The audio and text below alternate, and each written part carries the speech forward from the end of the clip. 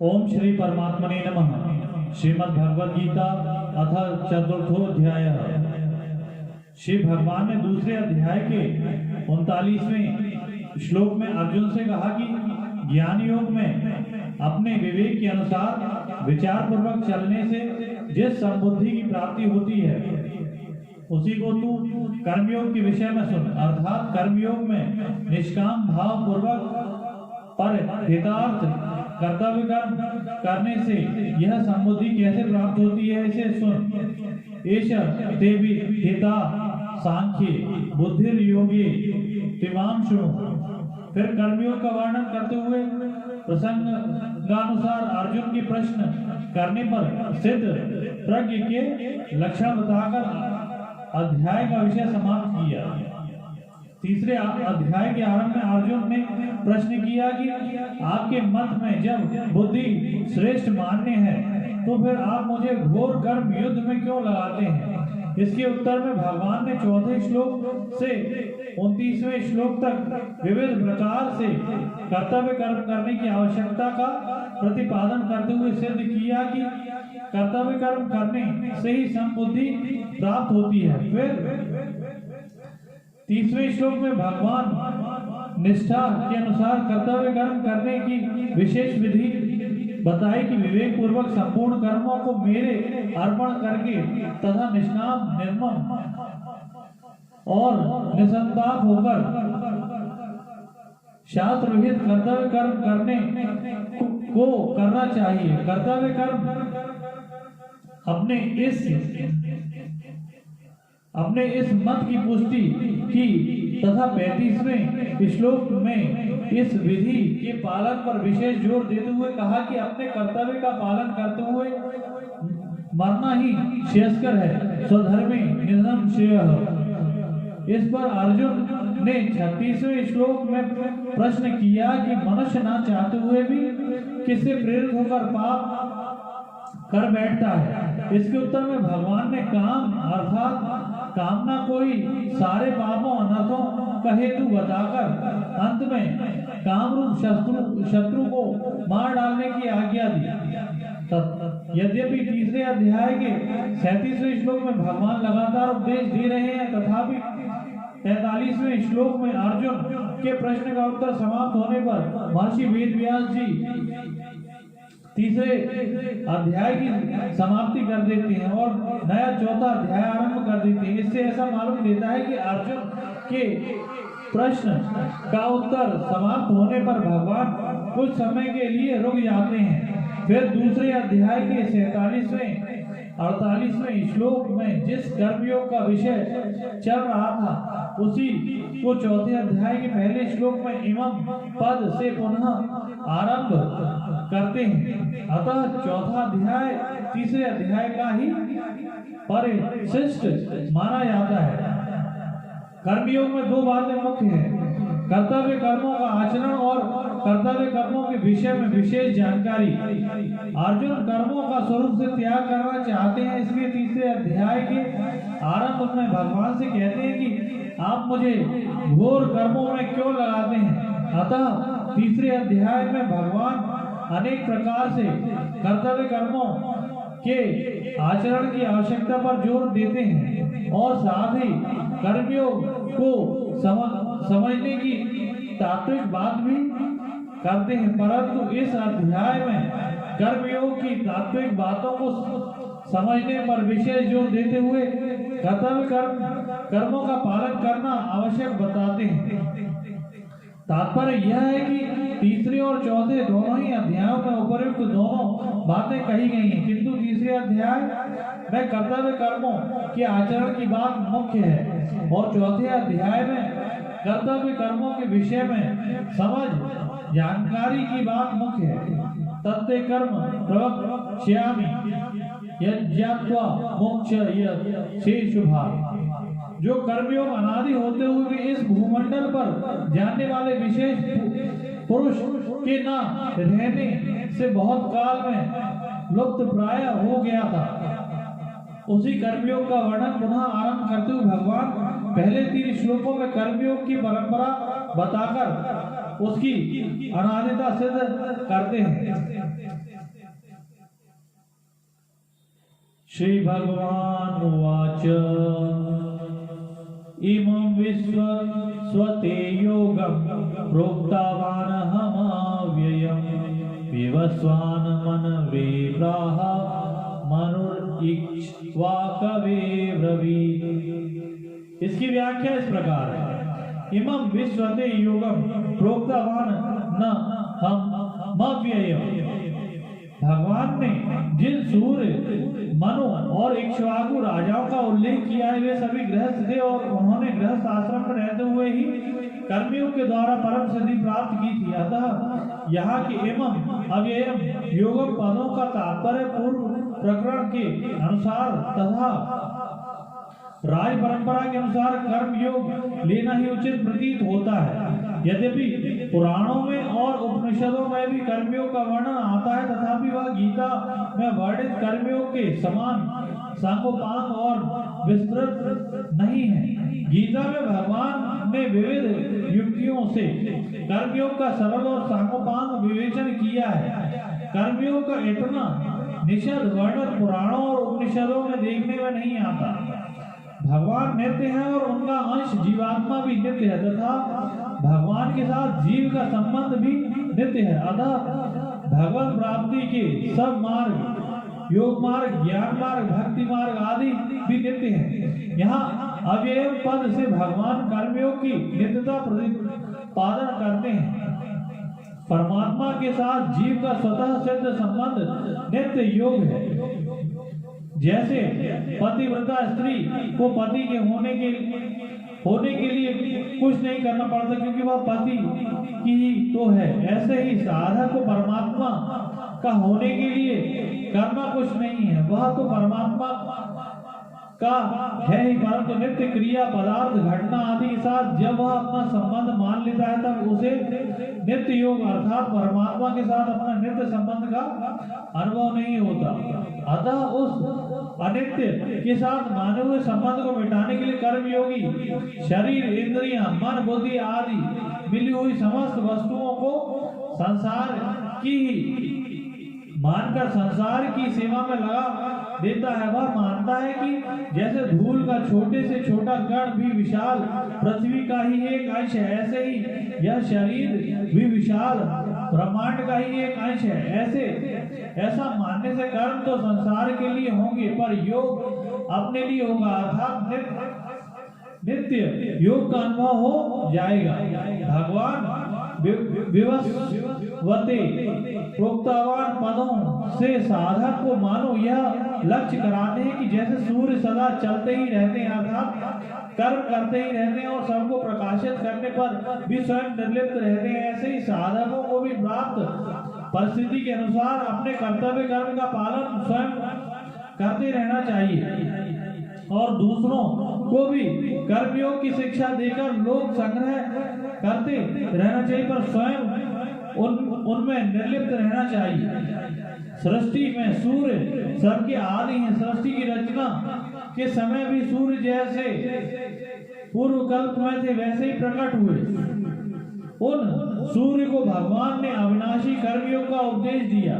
इससे सिद्ध हुआ कि भगवान सबके आदि गुरु हैं और साथ ही कर्मयोग भी अनादि है। भगवान अर्जुन से मानो यह कहते हैं कि मैं तुम्हें जो कर्मयोग की बात बता रहा हूँ वह कोई आज की नई बात नहीं है। जो योग सृष्टि के आदि से अर्थात सदा से है उसी योग की बात मैं तुम्हें बता रहा हूँ। भगवान ने सृष्टि के आदि काल में सूर्य को कर्मयोग का उपदेश क्यों दिया? सृष्टि के आरंभ में भगवान ने सूर्य को ही कर्मयोग का वास्तविक अधिकारी जानकर उन्हें सर्वप्रथम इस योग का उपदेश दिया। सृष्टि में जो सर्वप्रथम उत्पन्न होता है उसी को उपदेश दिया जाता है। जैसे ब्रह्मा जी ने सृष्टि के आदि में प्रजाओं को उपदेश दिया। गीता 3 अध्याय का 10वां श्लोक। उपदेश देने का तात्पर्य है कर्तव्य का ज्ञान कराना। सृष्टि में सर्वप्रथम सूर्य की उत्पत्ति हुई, फिर सूर्य से समस्त लोग उत्पन्न हुए। सबको उत्पन्न करने वाले सूर्य को सर्वप्रथम कर्मयोग का उपदेश देने का अभिप्राय उनसे प्राप्त संपूर्ण सृष्टि को परमात्मा से कर्म योग सुलभ करा देना था। सूर्य संपूर्ण जगत के नेत्र हैं, उनसे ही सबको ज्ञान प्राप्त होता है एवं उनके उदित होने पर प्रायः समस्त प्राणी जागृत हो जाते हैं और अपने अपने कर्मों में लग जाते हैं। सूर्य से ही मनुष्यों में कर्तव्य परायणता आती है। सूर्य को संपूर्ण जगत की आत्मा भी कहा गया है। अतः सूर्य को जो उपदेश प्राप्त होगा वह संपूर्ण प्राणियों को भी स्वतः प्राप्त हो जाएगा। इसलिए भगवान ने सर्वप्रथम सूर्य को ही उपदेश दिया। वास्तव में नारायण के रूप में उपदेश देना और सूर्य के रूप में उपदेश ग्रहण करना जगन्नाट्य सूत्रधार भगवान की एक लीला ही समझनी चाहिए, जो संसार के हित के लिए बहुत आवश्यक थी, जिस पर अर्जुन महान ज्ञानी नर ऋषि के अवतार से परंतु लोक संग्रह के लिए उन्हें भी उपदेश लेने की आवश्यकता हुई। ठीक उसी प्रकार भगवान ने स्वयं ज्ञान स्वरूप सूर्य को उपदेश दिया, जिसके फलस्वरूप संसार का महान उपकार हुआ, जो हुआ है, हो रहा है और होता रहेगा। विवस्वान मनवे प्राह मनुरिक्ष वाक वेब्रवी। कर्मयोग गृहस्थों की खास विद्या है। ब्रह्मचर्य, गृहस्थ, वनप्रस्थ और संन्यास इन चारों आश्रमों में गृहस्थ आश्रम ही मुख्य है, क्योंकि गृहस्थ आश्रम से ही अन्य आश्रम बनते और पलते हैं। मनुष्य गृहस्थ आश्रम में रहते हुए ही अपने कर्तव्य कर्मों का पालन करके सुगमता पूर्वक परमात्मा प्राप्ति कर सकता है। उसे परमात्मा प्राप्ति के लिए आश्रम बदलने की जरूरत नहीं है। भगवान ने सूर्य, मनु, इक्ष्वाकु आदि राजाओं का नाम लेकर यह बताया कि कल्प के आदि में गृहस्थों ने कर्मयोग की विद्या को जाना और गृहस्थ आश्रम में रहते हुए ही उन्होंने कामनाओं का नाश करके परमात्मा तत्व को प्राप्त किया।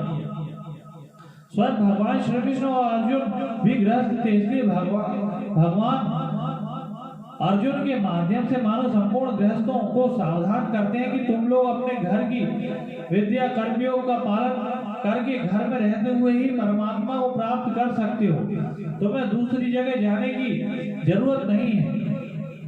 गृहस्थ होने पर भी अर्जुन प्राप्त कर्तव्य कर्म को छोड़कर भिक्षा के अन्न से जीविका चलाने को श्रेष्ठ मानते हैं, अर्थात अपने कल्याण के लिए गृहस्थ आश्रम की अपेक्षा संन्यास आश्रम को श्रेष्ठ समझते हैं। इसलिए अर्जुन उपर्युक्त पदों से भगवान मानो यह बताते हैं कि तुम भी राजघराने के श्रेष्ठ गृहस्थ हो। कर्मयोग तुम्हारे घर की खास विद्या है, इसलिए इसी का पालन करना तुम्हारे लिए श्रेयस्कर है। सन्यासी के द्वारा जो परमात्मा तत्व प्राप्त किया जाता है, वही तत्व कर्मयोगी गृहस्थ आश्रम में रहकर भी स्वाधीनता पूर्वक प्राप्त कर सकता है। अतः कर्मयोग गृहस्थों की तो मुख्य विद्या है, पर संन्यास आदि अन्य आश्रम वाले भी इसका पालन करके परमात्मा तत्व को प्राप्त कर सकते हैं। प्राप्त परिस्थिति का सदुपयोग ही कर्मयोग है। अतः कर्मयोग का पालन किसी भी वर्ण, आश्रम, संप्रदाय, देश, काल आदि में किया जा सकता है। किसी विद्या में श्रेष्ठ और प्रभावशाली पुरुषों का नाम लेने से उस विद्या की महिमा प्रकट होती है, जिससे दूसरे लोग भी वैसा करने के लिए उत्साहित होते हैं। जिन लोगों के हृदय में सांसारिक पदार्थों का महत्व है, उन पर ऐश्वर्यशाली राजाओं का अधिक प्रभाव पड़ता है। इसलिए भगवान सृष्टि के आदि में होने वाले सूर्य का तथा मनु आदि प्रभावशाली राजाओं का नाम लेकर कर्मयोग का पालन करने की प्रेरणा करते हैं।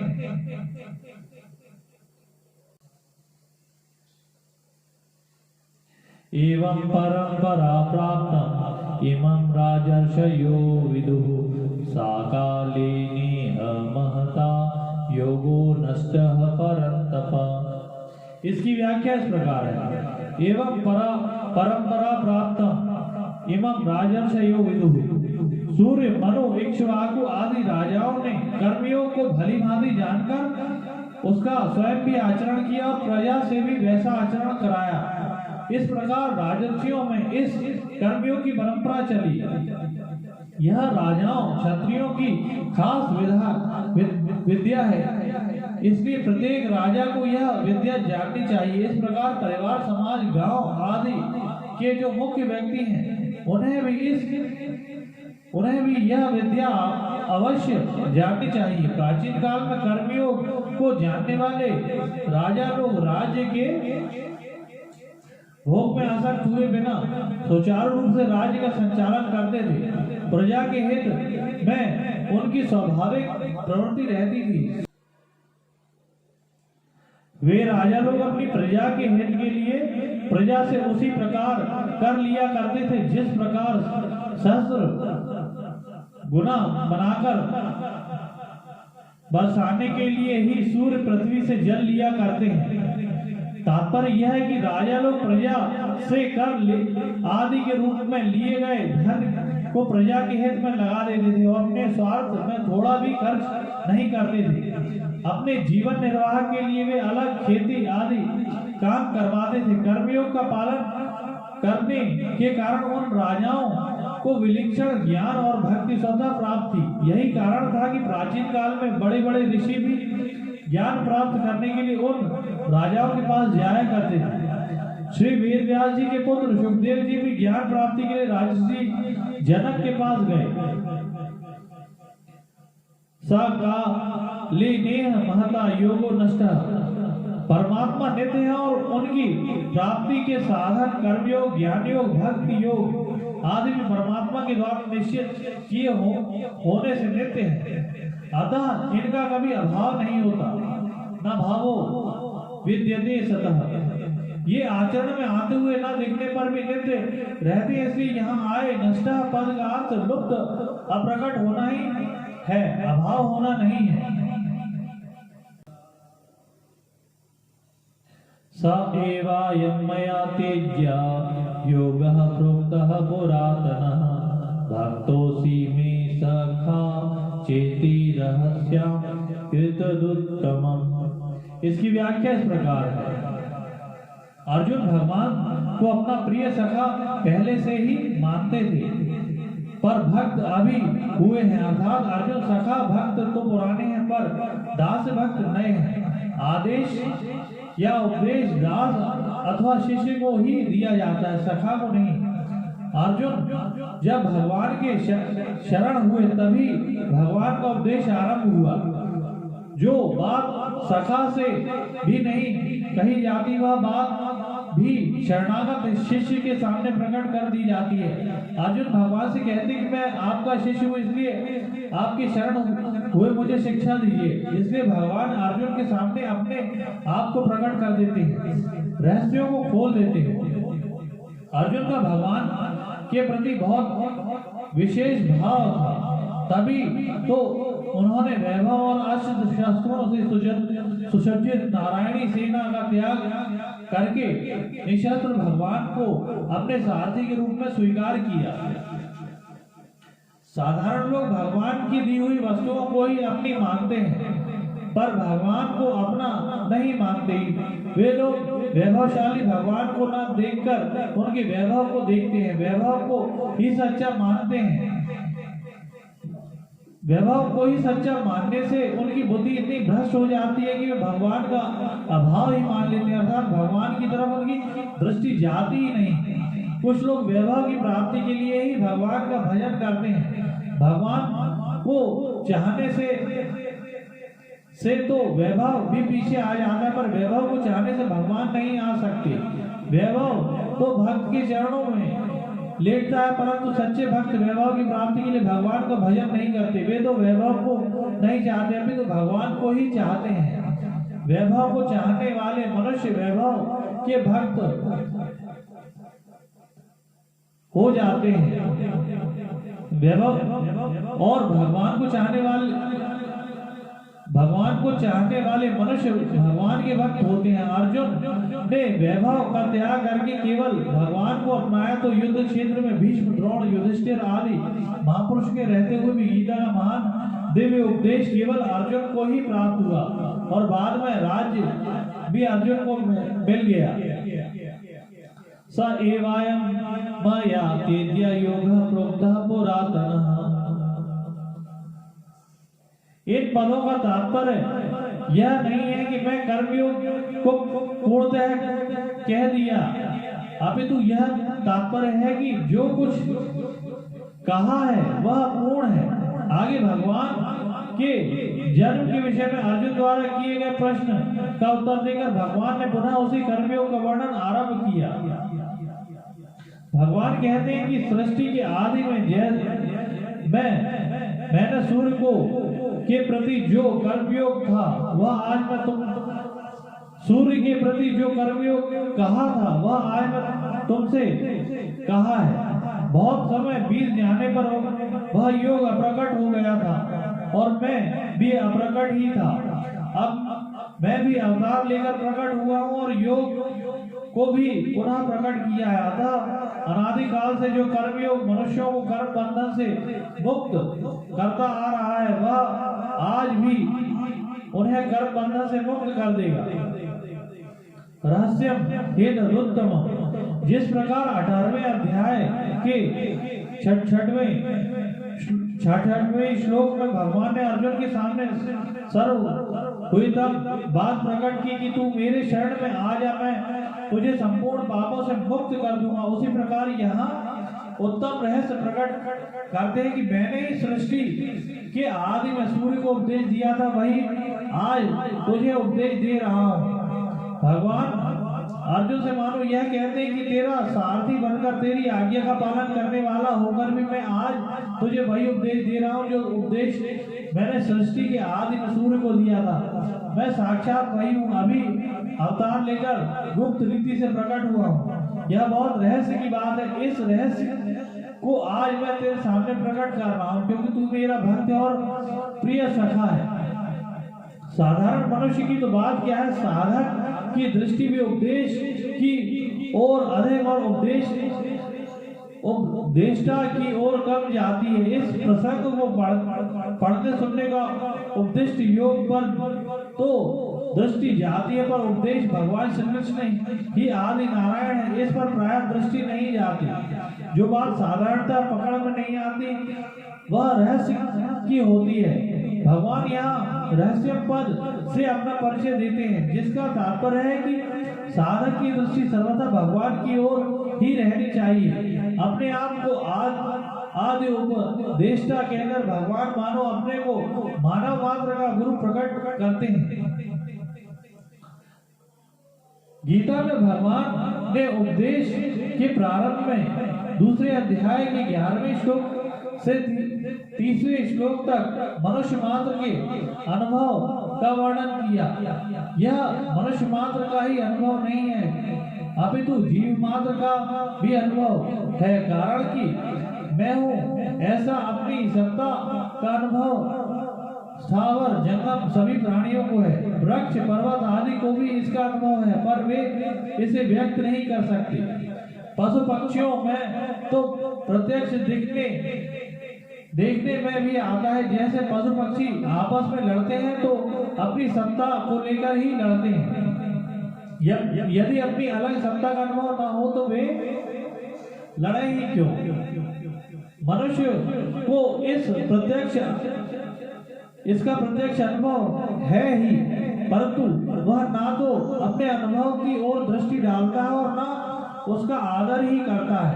इस अनुभव को ही विवेक या निज ज्ञान कहते हैं। यह विवेक सब में स्वतः है और भगवत प्रदत्त है। मैंने ही सृष्टि के आदि में सूर्य को उपदेश दिया था और वह मैं आज तुझे उपदेश दे रहा हूँ। इसे सुनकर अर्जुन में स्वाभाविक यह जिज्ञासा जागृत होती है कि जो अभी मेरे सामने बैठे हैं वह भगवान श्री कृष्ण ने सृष्टि के आरंभ में सूर्य को उपदेश कैसे दिया था। अतः इसे अच्छी तरह समझाने के लिए अर्जुन आगे के श्लोक में भगवान से प्रश्न करते हैं। अर्जुन उवाच अपरं भवतो जन्म परम जन्म विवस्वतः कथमेतद्विजानीयां त्वमादौ प्रोक्तवानिति। इसकी व्याख्या इस प्रकार है। अपरम भवतो जन्म परम जन्म विवस्वतः। आपका जन्म जो तो अभी कुछ वर्ष पूर्व श्री वासुदेव जी के घर हुआ था, पर सूर्य का जन्म सृष्टि के आरंभ से हुआ था। अतः आपने आपने सूर्य को कर्मयोग कैसे कहा था? अर्जुन के इस प्रश्न में तर्क या आक्षेप नहीं है, अभी तो जिज्ञासा है। वे भगवान के जन्म संबंधी रहस्य को सुगमता पूर्वक समझने की दृष्टि से ही प्रश्न करते हैं, क्योंकि अपने जन्म संबंधी रहस्य को प्रकट करने में भगवान ही सर्वदा समर्थ है। कथा में द्विजानीयाम तो माधो प्रोक्त वानीति, मैं आपको सृष्टि के आदि में उपदेश देने वाला कैसे जानूं? अर्जुन के प्रश्न का तात्पर्य यह है कि सूर्य को उपदेश देने के बाद में सूर्यवंश की कई पीढ़ियां बीत चुकी हैं और आपका अवतार अभी का आया था। आपने सृष्टि के आदि में सूर्य को उपदेश कैसे दिया था, यह बात मैं अच्छी तरह समझना चाहता हूँ। सूर्य तो अभी भी है, इसलिए उसे अभी भी उपदेश दिया जा सकता है, परंतु आपने सूर्य को उपदेश देने की बात सूर्यवंश की परंपरा का भी वर्णन किया, जिससे यह सिद्ध होता है कि आपने सूर्य को उपदेश अभी नहीं दिया है। अतः आपने सूर्य को कल्प के आदि में कैसे उपदेश दिया था? अर्जुन के प्रश्न के उत्तर में अपना अवतार रहस्य प्रकट करने के लिए भगवान पहले अपनी सर्वज्ञता का दिग्दर्शन कराते हैं। श्री भगवान उवाच बहुनी मे व्यतीतानि जन्मानि तव चार्जुन तान्यहं वेद सर्वाणि न त्वं वेत्थ परन्तप। इसकी व्याख्या इस प्रकार है। तीसरे श्लोक में भगवान ने अर्जुन को अपना भक्त और प्रिय सखा कहा था, इसलिए पीछे के श्लोक में अर्जुन अपने हृदय की बात निसंकोच होकर पूछते हैं। अर्जुन में भगवान के जन्म रहस्य को जानने की प्रबल जिज्ञासा उत्पन्न हुई है, इसलिए भगवान उसके सामने मित्रता के नाते अपने जन्म का रहस्य प्रकट कर देते हैं। यह नियम है कि श्रोता की प्रबल जिज्ञासा होने पर वक्ता अपने को छिपाकर नहीं रख सकता, इसलिए संत महात्मा भी अपने में विशेष श्रद्धा रखने वालों के सामने अपने आप को प्रकट कर सकते हैं। बहुनी में व्यतीतानि जन्मानि तव चार्जुन, समय समय पर मेरे और तेरे बहुत से जन्म हो चुके हैं, परंतु मेरा जन्म और तरह का है। तात्पर्य यह है कि मेरे और तेरे बहुत से जन्म होने पर भी वे अलग अलग प्रकार के हैं। दूसरे अध्याय के 11वें श्लोक में भगवान ने अर्जुन से कहा था कि मैं भगवान और तू तथा ये राजा लोग जीव पहले नहीं थे और आगे नहीं रहेंगे, ऐसा नहीं है। तात्पर्य यह है कि भगवान और उनका अंश जीवात्मा दोनों ही अनादि और नित्य है।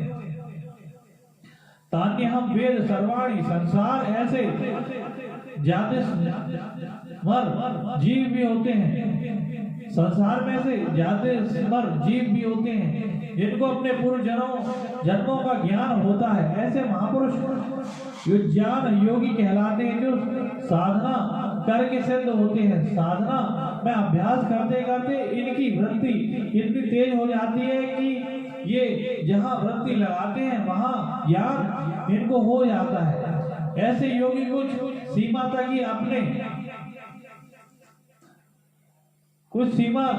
ही अपने पुराने जन्मों को जान सकते हैं, संपूर्ण जन्मों को नहीं। इसके विपरीत भगवान युक्त योगी कहलाते हैं, वे जो साधना किए बिना स्वतः सिद्ध नित्य योगी हैं। जन्मों को जानने के लिए उनकी वृत्ति नहीं लगानी पड़ती, अभी तो उनमें अपने और जीवों के संपूर्ण जन्मों का स्वतः स्वाभाविक ज्ञान सदा बना रहता है। उनके जन्म में भूत भविष्य और वर्तमान का भेद नहीं है, अभी तो उनके अखंड ज्ञान में सभी कुछ सदा वर्तमान ही रहता है। कारण कि भगवान संपूर्ण देश काल वस्तु व्यक्ति परिस्थिति आदि में पूर्ण रूप से विद्यमान रहते हुए भी इनमें सर्वथा अतीत रहते हैं। न त्वं वेद परन्तप, जन्मों को न जानने में मूल हेतु अंधकरण में नाशवान पदार्थों का आकर्षण महत्व होना है। इसी के कारण मनुष्य का ज्ञान विकसित नहीं होता। अर्जुन के अंतःकरण में नाशवान पदार्थों का व्यक्तियों का महत्व था, इसलिए वे कुटुंबियों के मरने के भय से युद्ध नहीं करना चाहते थे। पहले अध्याय के 43वें श्लोक में अर्जुन ने कहा था कि जिनके लिए हमारी राज्य भोग और सुख की इच्छा है वे ही ये कुटुंबी प्राणियों की और धन की आशा छोड़कर युद्ध में खड़े हैं। इससे सिद्ध होता है कि अर्जुन राज्य भोग और सुख चाहते थे, अतः नाशवान पदार्थों की कामना होने के कारण वे अपने पूर्व जन्मों को नहीं जानते थे। ममता आसक्ति पूर्वक अपने सुख भोग और आराम के लिए धनादि पदार्थों का संग्रह करना परिग्रह कहलाता है। परिग्रह का सर्वथा त्याग करना अर्थात अपने सुख आराम आदि के लिए किसी वस्तु का संग्रह करना अपरिग्रह कहलाता है। अपरिग्रह की दृढ़ता होने पर पूर्व जन्मों का ज्ञान हो जाता है। संसार सदैव परिवर्तनशील और असत है, अतः उसमें अभाव होना निश्चित है। अभाव रूप संसार से संबंध जोड़ने के कारण मनुष्यों को अपने में भी अभाव दिखने लग जाता है। अभाव दिखने के कारण उसमें यह कामना पैदा हो जाती है कि भाव की तो पूर्ति हो जाए, फिर नया और मिले। इस कामना की पूर्ति में ही वह दिन रात लगा रहता है, परंतु कामना की पूर्ति होने वाली है नहीं। कामनाओं के कारण मनुष्य बेहोश सा हो जाता है, अतः ऐसे मनुष्य को अनेक जन्मों का ज्ञान तो दूर रहा, वर्तमान कर्तव्य का भी ज्ञान नहीं होता। पूर्व श्लोक में भगवान ने बताया कि मेरे और तेरे बहुत से जन्म हो चुके हैं। अब आगे के श्लोक में भगवान अपने जन्म की विलक्षणता बताते हैं।